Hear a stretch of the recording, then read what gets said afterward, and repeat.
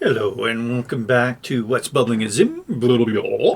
I am Dr. Abstract, and in this bubbling we're going to continue to take a look at what's new in ZIM 019. Let's go to the ZIM site now at zimjs.com.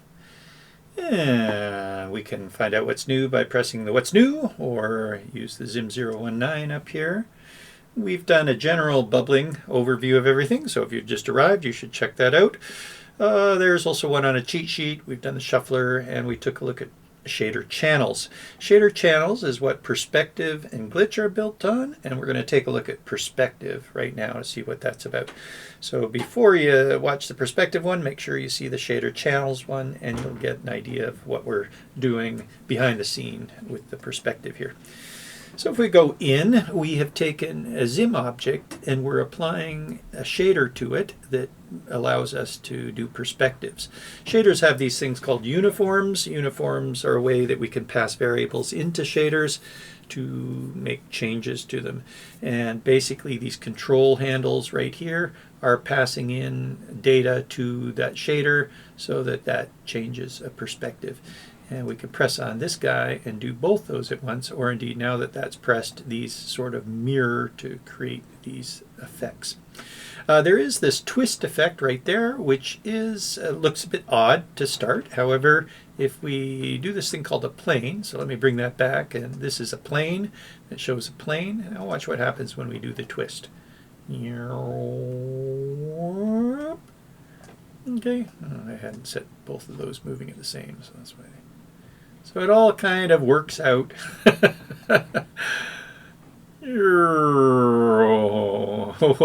So even though when you're looking at only one, it seems to be kind of, where is this one? Why is it outside of that box? The reason is it's outside of that box because of just how it is, I suppose. That's how she be in the shader world of infinity. Wow, look at that. All right, so bringing it back to a bit of reality here. Let's go in and, well, maybe before I'll just describe these controls just a little bit more.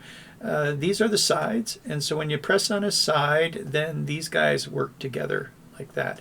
And also when you pick it up, the whole side moves. Otherwise, if you don't have that selected, the corners work individually, like so.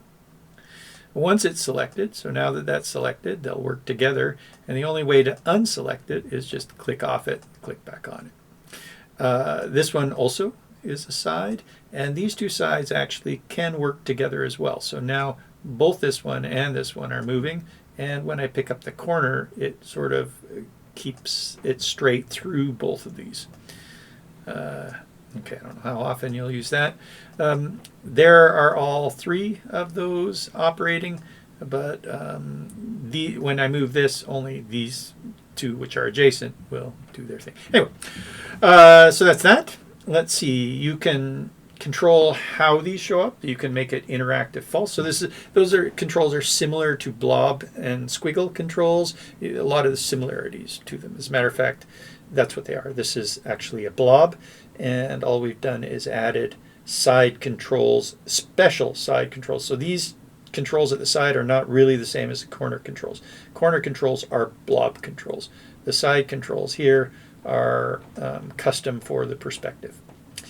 All right, the same kind of things. We can make it interactive. We can show the controls. We can not show the controls. We can make it not interactive. We can allow you to toggle the controls or not toggle the controls. You can animate the controls. You can position the controls. So we'll show you that as we go into the code now. Yay! All right, let's do that. Bring this down and pop into our code here. So we're bringing in ZIM 019. Yeah, background picture on there. We've got a container that we've made some circles animating, and we're going to throw them in the container probably. Centered it on our object, and then we're passing that object, our our animated object, into a perspective as its object. We don't have to specify the points to start, so if we didn't, so here we go, a new perspective of that object. This is what you get. Oh, that's the live version. Right click here and open in browser. Here's a local version. There it is. So it's just a box around the object, preparing for it to be perspectived. Let me refresh that again, just a box. So the easiest way to get a perspective is press the middle and then squeeze that. And so that's roughly what we're making. I think what we did is we made these ones go in, and we made these ones come out a bit, out and out. Okay, and that's what we did here. Let's have a look.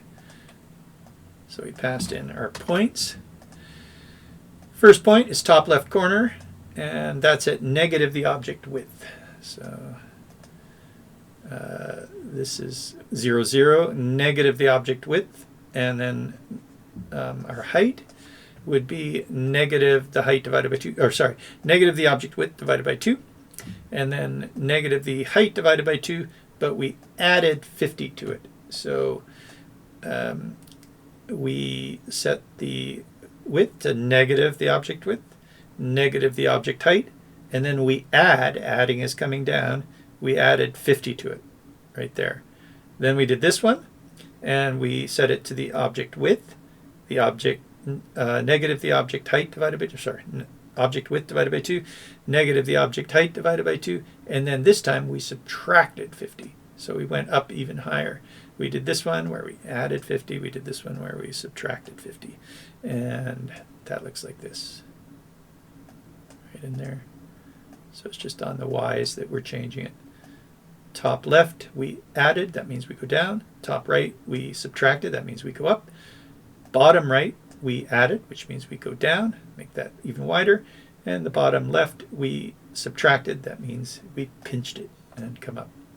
So those are our starting points if you so desire, and if you want, you can set this to be interactive false. And then you have a perspective that is still draggable. So it's draggable, and we can say move false if we want to fully make that not be anything. So now we can't do anything to it. Okay, no, actually we can set it to a plane. But that's done a little bit down farther. So we've got these kind of control things. We can start it off as a plane if you want. There. All right, let's bring those back. And why don't we comment these guys out? And I don't want to go too... we've got a bunch of testing things that we did where we went through a lot of different things to test, interact, like code, how we can control this with code. But why don't we leave that for some future, leave it for a future explore video. That's more of an explore. Maybe we can just look at this. Here's a little hint or a little peek into it.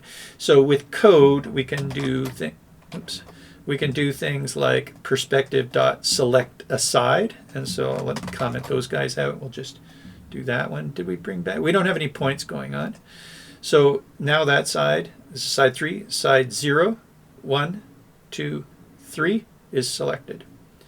And if that's selected and we move this, yeah, you can see how the other one's going to move. So we can select this and then just move this point, and that's what it'll end up looking like.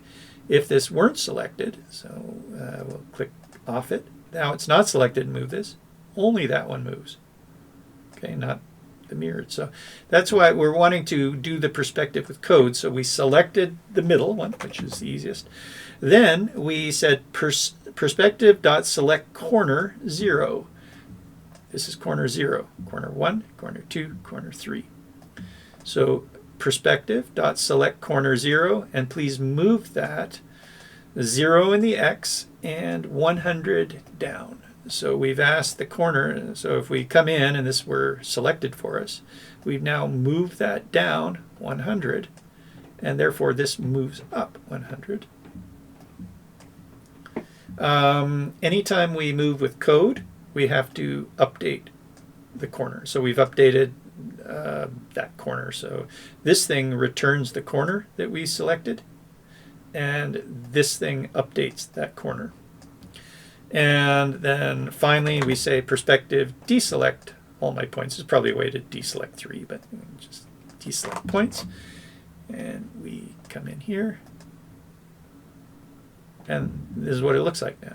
So what it did is it selected that, moved that down, and unselected that. And then we arrive here. Cool. So that's a way that we get a perspective looking thing when we first start there.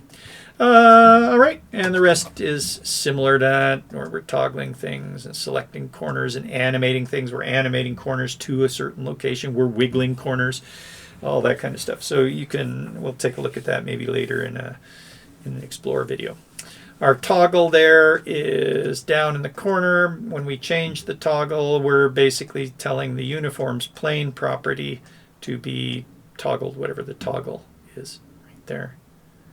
So that's us making a toggle in the left-hand corner so that when we change it, it does this burp, burp, burp, burp.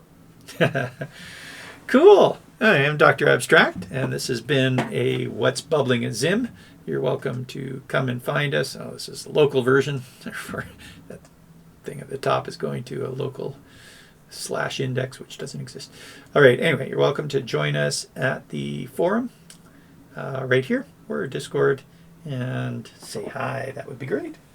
Cheers. This has been a What's Bubbling. I don't think we usually do the bubbling sound as we leave. You probably had enough of the bubbling sound. Right. Okay. Ciao. Have a great day or night.